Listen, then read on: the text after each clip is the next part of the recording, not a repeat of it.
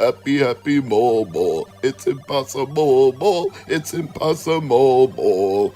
Yes, I couldn't resist going a little off script this week, but it's Impossamole for TurboGrafx 16 on the PC Engine files. What is this game? Why is this game? What are we even talking about here? Well, this is the sixth, yes, count on 1, 2, 3, 4, 5, 6. So it's number 6 in the series of Monty Mole games. You might have already guessed that from the background music because it sounds very much like Monty on the Run to me. I'm sure they drew direct inspiration from that chiptune for that classic Commodore 64 game. ZX Spectrum too, I think, but Monty on the Run is included on the C64 Mini if you have it, so that's like 3 games before this. Not only is this the 6th game in the series, it's the final Monty Mole game, so if you hadn't gotten your fill of Monty Mole by this point, yeah, you were out of luck, because there was never going to be any more after this. Who is Monty Mole? What is Monty Mole? Well, he started out in 1984 as the star of a game created by Gremlin Graphics, developed by Peter Harrop and Anthony Crowther. Yes, dear Mr. Crowther, you control a mole who has to collect coal. A coal mining mole. How quaint! And that was where Monty Mole got his origins. So, from there we had Monty is Innocent in 1985, where the titular mole was sentenced to 5 years in Scudmore Prison for stealing a bucket of coal, and his best friend, Sam Stoat, is determined to free Monty from jail.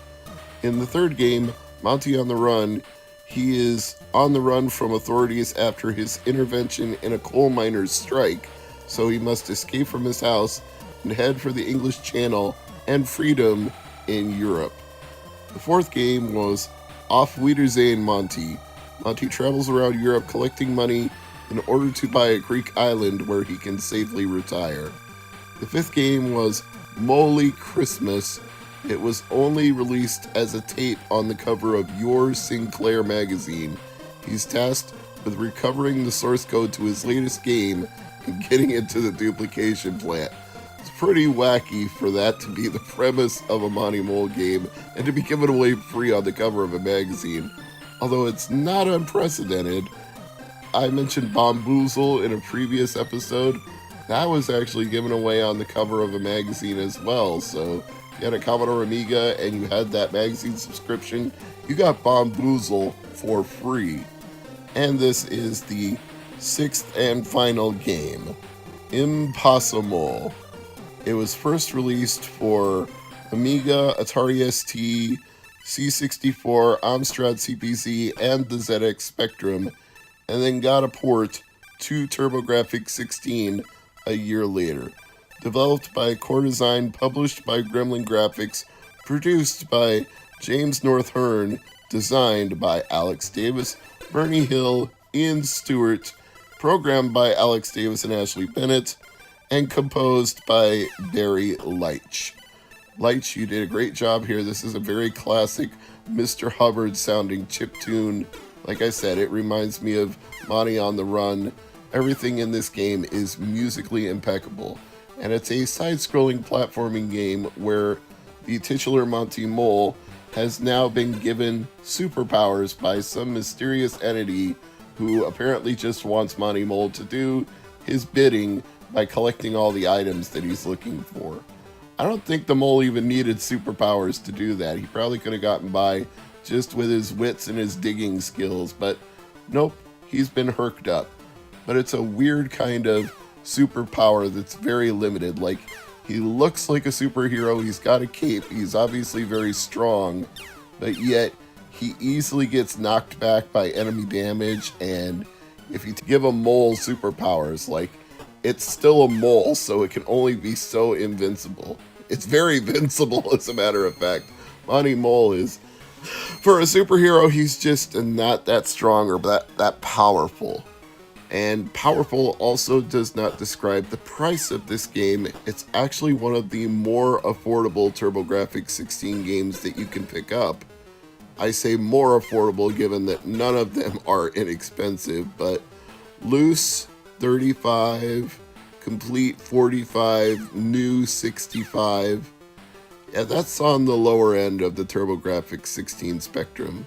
So either one, it didn't sell well because nobody in the United States or North America territory knew who Monty Mole was and cared that much, because Monty Mole was much more of a phenomenon in Europe and especially the United Kingdom. Or two, they just printed so many copies of Impossamole that it's relatively common compared to the rest of the TurboGrafx library. It's probably not as common as Keith Courage and Alpha Zones because that was back in, but again, given the spectrum of cheap to expensive on TurboGrafx games, it's definitely on the more affordable side. Should you pick it up though? Debatable. I mean, I'm a fan of the Monty Mole games, even though they're somewhat obscure for the North American US gamer. I think they're fun, and I think this one has a charm to it, despite the fact that this super-powered version of Monty Mole isn't that super. I do like a platforming game. A game starring Monty Mole in that aspect is always entertaining to me. He's actually much more fluid to control than he is in some of the Commodore 64 and ZX Spectrum games. That may be that I'm using a D-pad instead of a joystick, but I feel like he actually has the proper weight and gravity to his jumps, and that you can easily move him in the directions you want to move him, whereas sometimes in a game like Monty on the Run, you're just kind of pressing the button and praying for the best that he'll land where you want him to land, because they didn't quite have platforming down at that point yet. So Mario Brothers, whether you like to admit it or not, became the de facto standard for platforming games. Like, once that became the way you controlled a character in air, the way you moved him from one platform to the next, all games in the platforming genre sort of had to borrow from it or imitate it to some degree to be successful, because Nintendo fine-tuned it so well that it just didn't feel right to do it in a lot of other games. That, as I say in some of my other videos, sometimes you get a platform game that's a floater. It just hangs around in the air forever, and that doesn't feel right. And then sometimes you get a game where you can barely get an inch off the ground before you're slammed back to the earth, and that doesn't feel right either. You gotta hit that careful balance between too little and too much, and it has to be responsive to your inputs. When you hit left or right on the D-pad, it shouldn't take a few seconds for the character to do anything, and when you hit jump, you should jump right away. So, Impossamole technically is a sound game. Music is good, the controls are good, the graphical style is good, and yet, it feels cheap at times. And I don't mean cheap in quality, I mean cheap in the way that you get sandbagged, like you're moving left to right and a boulder drops on your head, and you try to pause and wait for the boulder to drop, and then you still take damage from it when you walk up to it. Even though it's just sitting there, the boulder still damages you anyway. That's cheap to me. I don't understand the purpose of that. And given that he's super powered, I would expect him to be able to knock out enemies in one punch or one kick, but it takes like 2 or 3. And clearly they know that this super-powered mole isn't super-powered, because they give you weapons. You can pick up machine guns and fire them at your enemies. That works better than your actual superpower hero super offense. It could be called super offensive, given that you can't really knock anybody out with your bare hands. So yeah, Kal-El, he is not.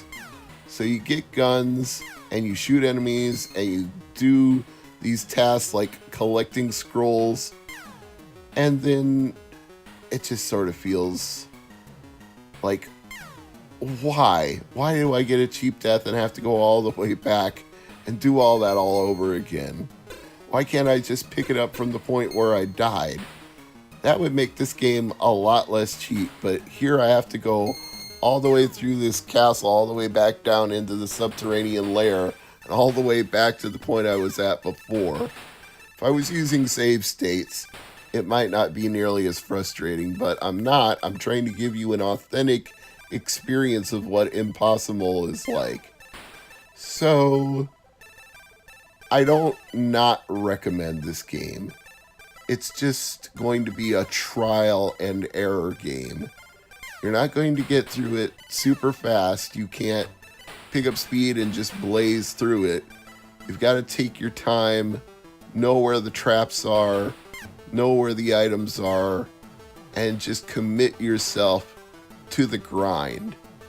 And if you're not down for that, then Impossamole will not be your game. But if you have an affection for Monty Mole, then perhaps Impossamole will be right for you. And if you're looking for an affordable TurboGrafx 16 game that you don't already have, this is a good place to start. But try it in emulation first. I always say that, and I really do mean it. Don't throw down $30, $60, $100 for a TurboGrafx or a PC Engine game without knowing if you're really getting your money's worth, because they aren't cheap.